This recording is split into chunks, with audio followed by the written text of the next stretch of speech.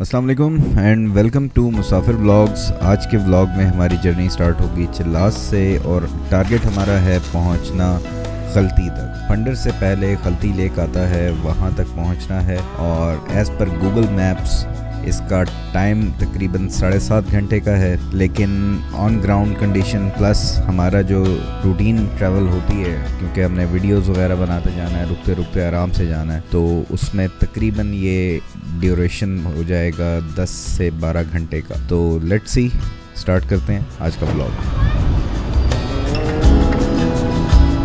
Fuel भराने की जो हमारी रूटीन है उसमें निकलते हुए इस्लामाबाद से वहाँ से हम टैंक फुल करा लेते हैं। फिर नेक्स्ट स्टॉप होता है फ्यूल के लिए हमारा बालाकोट पे। शेल का जो पेट्रोल पंप है बालाकोट सिटी में एंटर होते हुए लेफ़्ट साइड पे आता है, वहाँ से दोबारा फुल करा लेते हैं। उसके बाद फिर नेक्स्ट हमारा होता है कि चिल्लास में नीचे उतर के वहाँ से जो PSO का पेट्रोल पंप है आगे चल के राइट साइड पे आता है, वहाँ से टैंक फुल करा लेते हैं। तो उसमें ये रहता है कि टेंशन नहीं होती कि फ्यूल कहीं पे कम हो जाए या कोई प्रॉब्लम हो जाए या फ्यूल की क्वालिटी सही है या नहीं। ये चीज़ आपको एक सुकून दे देती है कि यार सही है, फ्यूल की तरफ से हम परेशान नहीं हैं।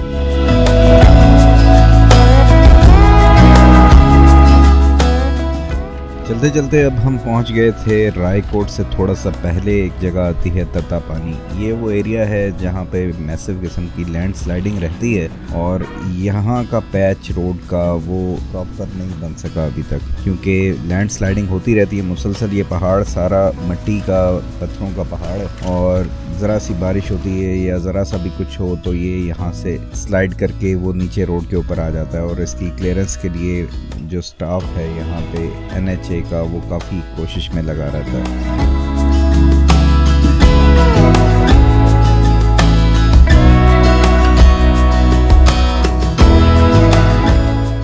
यहाँ पर रोड बहुत ही तंग है और रोड के ऊपर बसें, ट्रक्स, बड़ी बड़ी हैवी किस्म के व्हीकल्स चलते रहते हैं, इसलिए इस जगह पर आपने बड़ा एहतियात के साथ जाना है। रोड भी बिल्कुल कच्चा है और जगह जगह पे खड्डे हैं, तो बहुत एहतियात के साथ, क्योंकि ज़रा सी लापरवाही बहुत ही खतरे का बायस बन सकती है।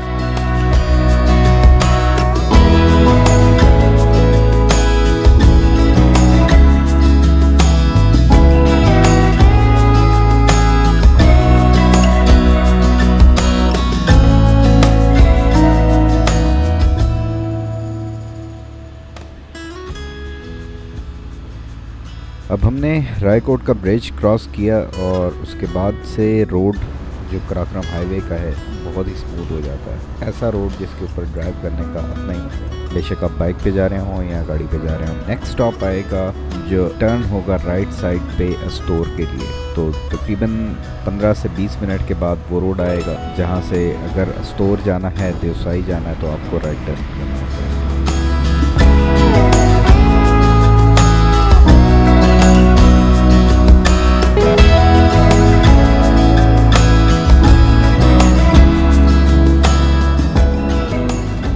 आजकल यहाँ पर इस रोड के ऊपर काफ़ी गाड़ियाँ नज़र आती हैं, स्पेशली गर्मियों में काफ़ी टूरिस्ट भी आए होते हैं। लेकिन मुझे याद है कि आज से काफ़ी साल पहले जब मैं पहली दफ़ा यहाँ से गुज़र रहा था तो शाज़ो नादिर कोई गाड़ी नज़र आती थी। और इस रोड के ऊपर जब आप चल रहे होते थे, कोई आबादी नहीं, कोई किसी किस्म की लाइट नहीं, बिल्कुल ही जिस तरह बंदा दुनिया में अकेला जा रहा होता है किसी जगह पर, तो वो वाली फीलिंग आती थी, जैसे कि सहरा में कहीं आप जा रहे हो और बिल्कुल अकेले हो, कोई और वहाँ पे नहीं है। लोग जो नॉर्थ में जाते हैं तो ये रोड कराक्रम हाईवे, यहाँ से ही उन्हें गुजर के जाना है, बेशक वो बेशाम की तरफ से आए या बाबूसर टॉप की तरफ से आए, लेकिन चिल्लास के बाद इसी रोड से उन्होंने गुजरना है। और जब भी इस रोड से गुजर रहे होते हैं तो एक फीलिंग हो रही होती है कि यार ये रास्ता जब गुजर जाएगा तो उसके बाद एक बहुत ज़बरदस्त सी लोकेशन, ज़बरदस्त सी डेस्टिनेशंस आपका इंतज़ार कर रही हैं, तो उसकी कुछ एक्साइटमेंट अंदर ही अंदर बिल्डअप होना शुरू हो जाती है।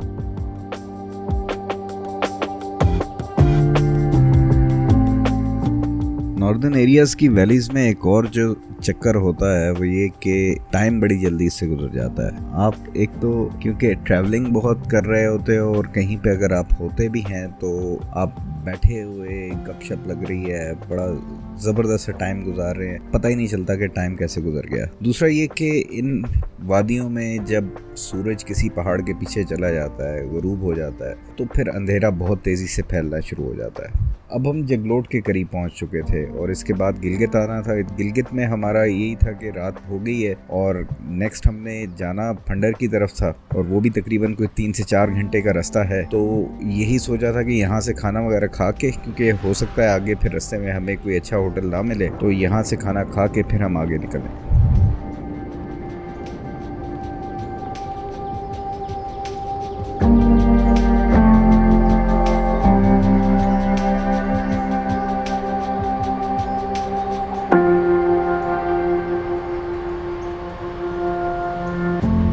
हर बंदे की अपनी एक प्रेफरेंस है। कोई दिन में ड्राइव करना उसको पसंद करता है, कोई रात में पसंद करता है। मेरा पर्सनली इरादा यही होता है कहीं भी जाना हो तो रात में निकलें, क्योंकि दिन में ड्राइव करना धूप में, ये पर्सनली जो है ना मुझे पसंद नहीं है। मेरा होता है कि रात के टाइम पे, ठंडे टाइम पे बंदा ड्राइव कर ले तो वो ज़्यादा बेहतर रहता है। लेकिन अब प्रॉब्लम डिफरेंट एक और भी आ जाता है कि रात में आप ड्राइव कर रहे हो, फिर आपको नींद भी आना शुरू हो जाती है, तो वो फिर आपका एक, क्योंकि मेरा रिकॉर्ड इस मामले में बड़ा ख़राब है कि नींद आना शुरू हो जाए तो फिर मैं चलाता तो रहता हूँ, लेकिन फिर बीच में झपकियाँ आती रहती, तो वो फिर हसैन साथ हो तो चलो वो उसको फ़िक्र लगी होती है वो मेरे ऊपर नज़र रख के बैठा होता है कि यार नहीं शाह जी जाग जाए, तो अदरवाइज़ तो मेरी कोशिश होती है अगर मैं अकेला कभी ट्रैवल कर रहा हूँ तो मैं गाड़ी साइड पे रोक के तो 1-2 घंटे बेशक सो जाऊँ, उसके बाद फिर थोड़ा सा बंदा पावर नैप लेके फ्रेश होके फिर दोबारा निकल पड़ता है।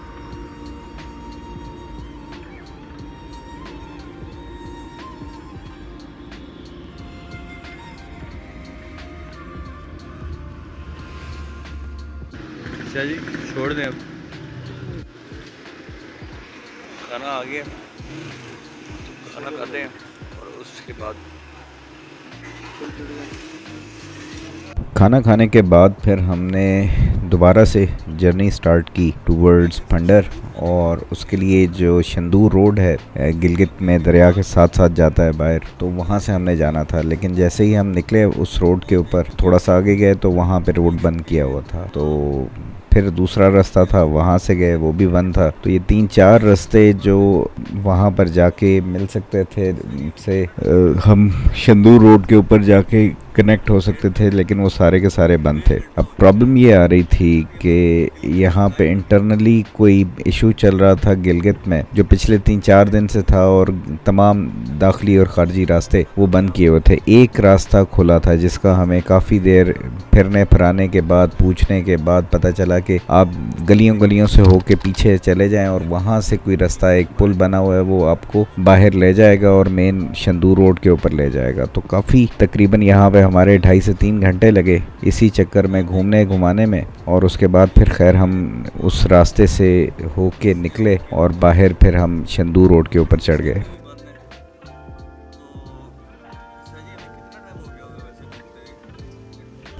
अभी इस वक्त जो है वो उतने हैं 2:30।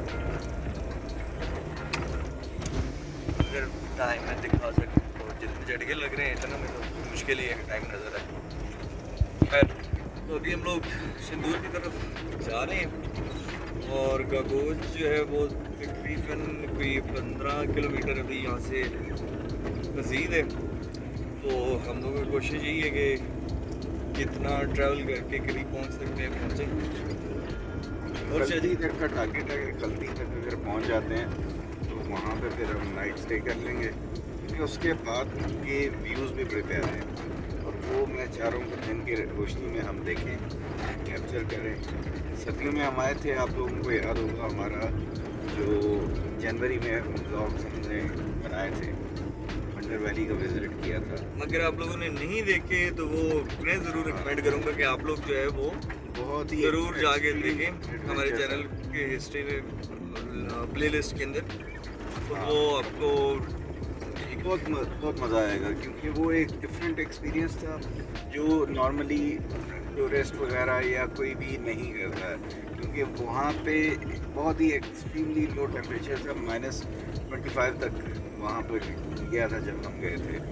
तो बहुत ज़बरदस्त किस्म का लैंडस्केप था, मज़ा आएगा आप लोगों को। और अब जो हम जा रहे हैं तो ये एक रूटीन का है जिसमें यानी कि बहुत सारे लोग होते हैं गर्मियों के सीज़न में वंडर वैली का विज़िट करते हैं और शंदूर का विज़िट करते हैं।